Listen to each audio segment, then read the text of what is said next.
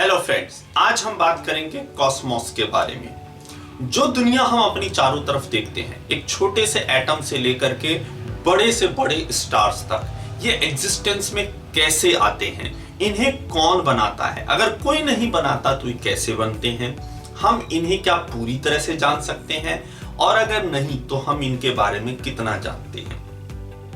इन सब को हम एक्सप्लोर करेंगे historical as well as geographical background के साथ। तो अपनी कहानी की शुरुआत हम करते हैं 340 बीसी में, जहां पर में एरिस्टोटल समझाते हैं कि धरती गोल क्यों है। बहुत सिंपल बेसिक 3 पॉइंटर्स हैं। एक तो यह है कि जब भी हम अगर ध्रुव तारे को देखें, नॉर्थ पोल पे खड़े होकर के देखें, तो हमें हमेशा वो अपने सिर के ऊपर नजर आता है। अगर हम उसे इक्वेटर पे जाकर के देखें तो वो हमेशा हमें होराइजन पे नजर आता है। दूसरा पॉइंटर ये है कि जब चंद्र ग्रहण लगता है तो हमेशा छाये का आकार, धरती के छाये का आकार हमेशा सर्कुलर होता है।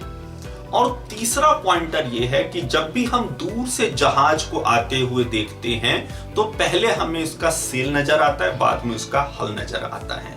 अगर धरती गोल नहीं होती तो पूरे का पूरा जहाज हमें एक साथ नजर आना चाहिए था। तो हम ये देखते हैं कि 340 बीसी में भी यूरोप के लोगों को ये जानकारी थी कि धरती जो है वो गोल है, लेकिन वो ये मानते थे कि धरती जो है वो यूनिवर्स के सेंटर पर में है, और जो पूरा हेवन है, हेवन कहें तो बाकी ग्रह, सूर्य और पूरा का पूरा तारामंडल, यह सब धरती के चारों तरफ घूमते हैं। उसके बाद इस दुनिया में 2 बड़े रिलीजन्स का उदय होता है, और यूरोप जो है वो पूरी तरह से अंधेरे में ढक जाता है, और यह मानने लगते हैं वो लोग कि धरती जो है वो गोल नहीं है, वो फ्लैट है। साथ ही साथ यह होता है कि यूरोप का संपर्क भारत से टूट जाता है। जो लैंड रूट जो यूरोप और भारत को जोड़ता था, जो टर्की होकर के जाता था, अब वो टर्की जो है वो क्रूसेड का सेंट्रल पॉइंट था। क्रूसेड वही जहां पर में 2 दुनिया के बड़े रिलीजन खूनी संघर्ष में लगे हुए थे। अब यूरोप की चाहत ये थी कि किसी ना किसी तरह से सी रूट एक्सप्लोर किया जाए भारत के लिए।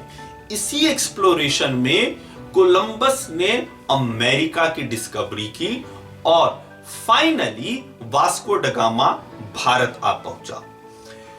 जब सी रूट डिस्कवर हो गया तो आप सभी जानते हैं कि पहले तो बिजनेस के उद्देश्य से सारे यूरोपियन कंट्रीज में होड़ लगी कि भारत पहुंचा जाए।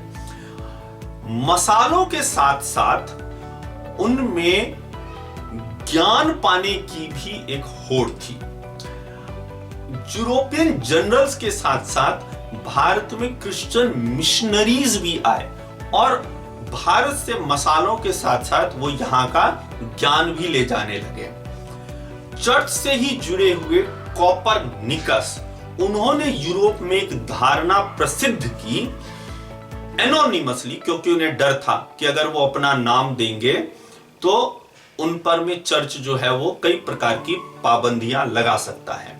लेकिन उन्होंने यूरोप में एक धारणा दी कि धरती जो है वो यूनिवर्स का सेंटर नहीं है, बल्कि जो सन है वो सेंटर में है, और पूरा का पूरा जो हेवन है वो सन के चारों तरफ मूव करता है।